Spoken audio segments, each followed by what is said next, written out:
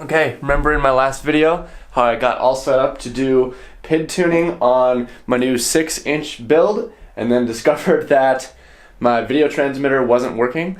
Well, I'd messed something up, it should be fixed now, and I'm actually trying to be smart enough to test it before going out. Keep in mind, as I've said before, that you should never test hover in such a confined area. And we have escaped the office. I'm excited. I'm carving out a little bit of time because I do want to get this done. I apologize that this video won't be as pretty or produced as I normally like to make my vlogs, but I don't have a lot of time today. There's a lot of work I'm trying to get done before tomorrow because tomorrow morning I'm getting on a plane and going to California, which I'm very excited about. So I normally probably wouldn't make the time to make a video today if I didn't have this specific thing that I've been trying to get done, and something that I kind of need to get done before California because I'd really like to have this drone working while I'm there.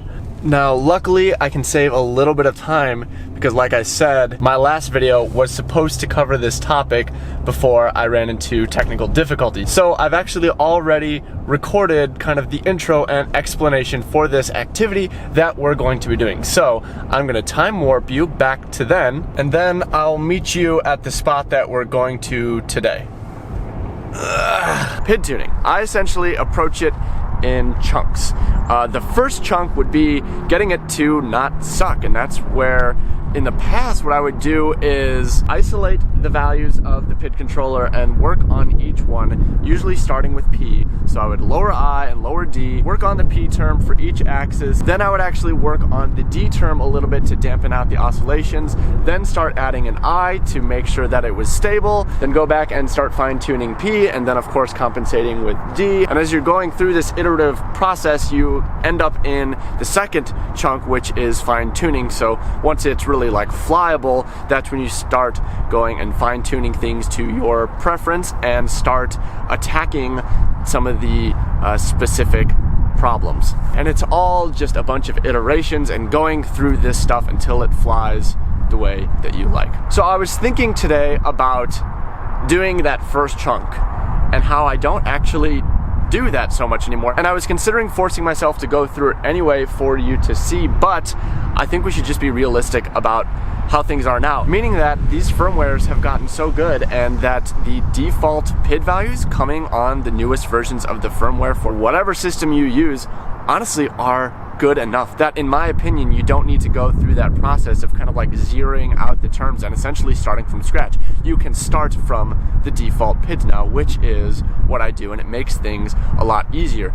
If you would like to kind of see what the process looks like when you start from scratch, my friend Kevin, aka Stinger Swarm, he has a great video about that I will link. Bottom line is, we're going to be tuning my first 6-inch build. And welcome back to the present.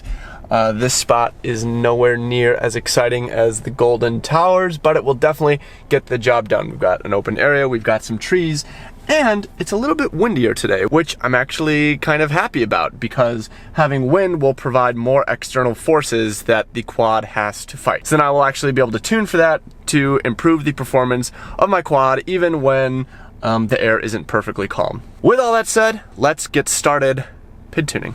Now what I'm gonna do right off the bat is just fly this around with the rates that I've set, but stock PIDs, to make sure that it feels pretty good and that there's no obvious build issues, and yeah, things are feeling fine. Like I've mentioned, like this is totally flyable even as is, which is why I won't be starting from scratch and I'll just be modifying from the stock PID values to optimize. So did you see a little prop wash there? That's exactly the sort of thing that I'm gonna try and get rid of. Let's see if we can get it again. There it is. You see that little shake? That's what we refer to as prop wash. When you are descending backwards into the messy air coming out of your props, you get those oscillations. So we're gonna try to tune out that and other things. What I'm going to do first is in my Betaflight on-screen display, which is how I do almost all my tuning, we're gonna get into the PID menu. These are the stock PIDs here. And I'm going to try raising the roll P just a little bit. I'm going to raise it to like 45. All right, the pitch P is at 58. Let's pump it up to like 62. Let's see how that feels on each axis. Because as I was flying it, just didn't feel necessarily as responsive as I might be used to. Which actually kind of makes sense because these are 6-inch props. So back up. Actually, just with that little change, it's feeling pretty good. What I'm doing there, I'm centering the stick and trying not to touch it, and then I'm looking at how the quad drifts. So I'm just kind of going sideways, and my thumbs are practically off the stick, and I'm just watching to see, is the horizon moving at all? I'm seeing like a little bit of bobble in the, kind of on all axes. We're gonna go in here again. We're gonna raise our I values. So I'm gonna go to 43, 42, 43 on roll I, on pitch I. It's already pretty high, but we'll get up to 55. Actually, we'll do 45 on roll I. Now I'm actually gonna lower my roll P a little bit. I think 40 was stock, and went up to 45. I'll just do 43. I'll even lower my pitch P just to like an even 60.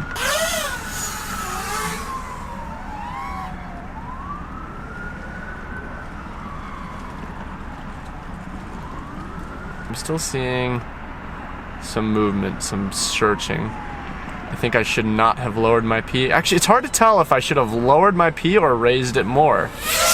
There's definitely a little bit of experimentation that you have to do. I'm gonna go ahead and lower it back down.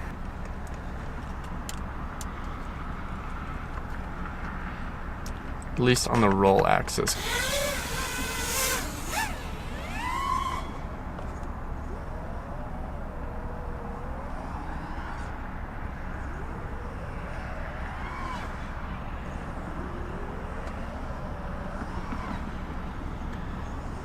Actually, that's feeling a lot better. So what I've ended up with now is actually a lower than stock p-value for roll and a higher than stock p-value for pitch, but not by much. It's practically the default settings, but it's feeling pretty good. Now, another thing I'm noticing is how yaw feels. It feels a little more responsive. Normally I find that I raise all the p-values, pitch, roll, and yaw. What's different about this quad is that it's 6 inches, so there is more momentum and more thrust generated at lower RPMs because of the larger prop. So what I'm thinking is that there's a little bit more thrust generated at the lower RPMs because the prop is larger. Also, because the prop is larger, there is more rotational momentum, which I definitely think is affecting yaw. Normally, I would raise it from the stock value, which it's looking like is 70. I think I'd probably put that around like 73, 75. I'm gonna try lowering it. I'm gonna try putting it at 67. Let's see what that does.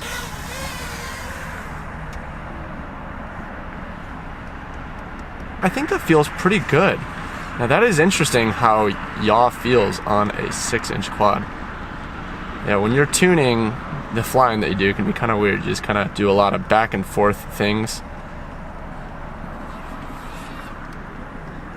So now pitch and yaw are feeling as responsive as I would like, but roll is giving me, it's not quite there, because I did lower it from stock. I'm gonna try raising it back up again. Maybe what I was feeling before was solved better by lowering the yaw P rather than lowering the roll P as I tried. So I'm gonna raise roll back up just to like 42. Let's see if those changes that we just made are an improvement. Oh yeah, okay, there's the responsiveness that I want back out of roll. Pitch still feels plenty responsive. Yeah, yaw could be a little bit more, but yaw is always passive. Yaw is weird because it's not like actively. Alright, that felt pretty good. I don't know if you saw that bobble as I did that split S. I'm not sure if that was me or the tune. Sometimes you start to get a little paranoid. So I'm going to try and do a move and be really cognizant of whether or not I'm moving the sticks or if the quad is moving on its own. That seemed really locked in on the FPV feed. Whoosh. Yep, I think that's pretty good. Let's try and smooth some things out by adding some D-gain. So, is there any more of that prop wash that we were... Yeah, did you see that little shake?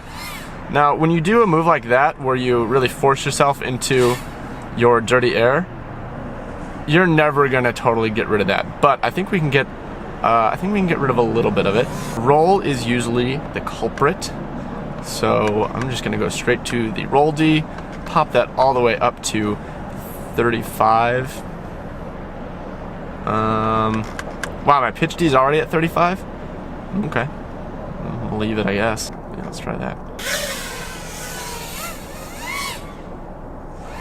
Oh, wow, look. Oh, there was still some. See it like. So, prop wash could still use a little bit of work. Another characteristic that I mentioned that you want to tune out is bobble that you get when working throttle. So, I'm just gonna cruise forward. I'm just gonna jam throttle. Now you see I'm getting a little bit of pitch coupling there. See how pitch was bobbling up and down? We want that to go away. You should also just not pump the throttle like that. You should be smooth on the throttle. So again, you can tune out some of these problems, but you should also fly around them. Now I believe, let's go in here. Okay, I've been looking all through the on-screen display menu. What I cannot find is the anti-gravity term, which I believe I already raised to 3, but I would like to try to raise that a little bit more to avoid having to change the PIDs to get rid of that coupling, because it's feeling really good. But we're gonna go ahead and do that, and when I have access to my computer and can get to all the parameters, then I could try and trade off some of the pitch P and I values in exchange for some anti-gravity values. So I'm actually going to increase pitch P a little bit and pitch I. We're gonna knock that up to 57. Feels a little bit better. We'll try it for roll too, so we'll just hold a roll angle.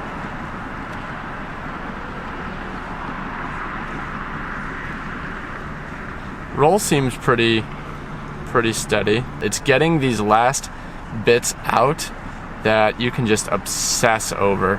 You have to decide how much do you want to tune to get a perfect tune, quote unquote perfect tune, versus knowing that it's never going to be perfect, and you could get it perfect flying one day and then the temperatures change and now you've got some weird behaviors again. Like, you're going to need to fly around some of those characteristics that you don't like, but honestly, this is now feeling really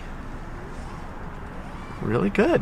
What I want to do now is get out of my headspace, because when you're tuning, you really start to overanalyze things. I do, at least. I like really start obsessing over what was that? What was that I just felt?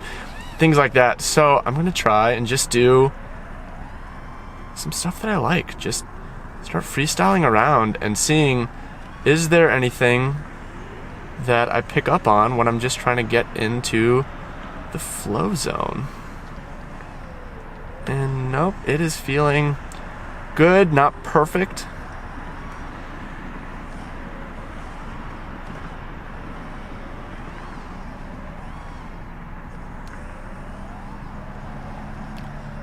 Don't know that I believe in perfect.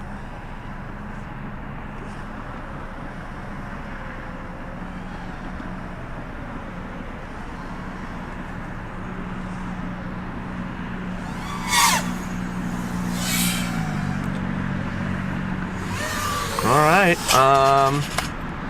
I swear I've worked these values so similar right back up to one of my 5-inch quads. Because, you know, there's performance and the performance of every quad. I mean, this should be very different. The motors are further apart, the props are bigger, but these values seem extremely similar to my 5-inch PIDs because, yeah, I mean, these flight controllers are just good. It's going to get into a little bit of personal preference. The biggest difference that I see between a tune that I have on my 5-inch quad and the tune that I have right here is that I lowered yaw P. And the yaw axis is just kind of hard to tune because it's the least sensitive, in my opinion, to the PID controller. Every value on every axis has a window within which the flight will be fine. And that window is so large now with modern firmwares, especially on the yaw axis. You'll just get weird, if it's in a bad spot though, you'll get little weird things that you kind of have to hunt down. So, you know, I'm wondering if having my yaw lowered from where I normally have it is actually something I was feeling, or if it was me just theorizing too hard that, okay, there's a lot more angular momentum because it's a heavier, bigger prop, and that I'm gonna have to lower yaw. That may have just been something that may have been kind of like a placebo thing, but it's feeling good. So we're gonna leave it for now. Now, I'm going to call that tuned enough for today, tuned enough to go to California with. Personally, I have a tendency that if I spend too long tuning, I just really start to overthink things and start, like you saw how many times I was going back and forth on some of these values. I mean, I can just get into this vicious cycle where I'm going around and around and playing these mind games with myself. So I hope this helps you see what I look for when I'm tuning. And also just kind of like how I approach feeling it. You know, it's just kind of back and forth. Does that feel responsive? I have a whole video about using Betaflight on-screen display, which I will link in the places, but the basic premise is just that what this on-screen display tool has allowed me to do is just have easy access to my PID parameters at all times and be able to make little changes at any time if I'm flying and I notice something. Because when you are doing things in a controlled open area and trying to force prop wash, I mean, that's one thing, but if you are out in an area trying to do a certain trick and you are experiencing prop wash and you really think that you are doing it as well as you can, but you're still getting prop wash, being able to make that change then and there for your flying style, not for cookie cutter maneuvers that, you know, to help you test things, that's gonna be what's important. But I'm pretty happy with how it's flying. Glad I got to get out and do this.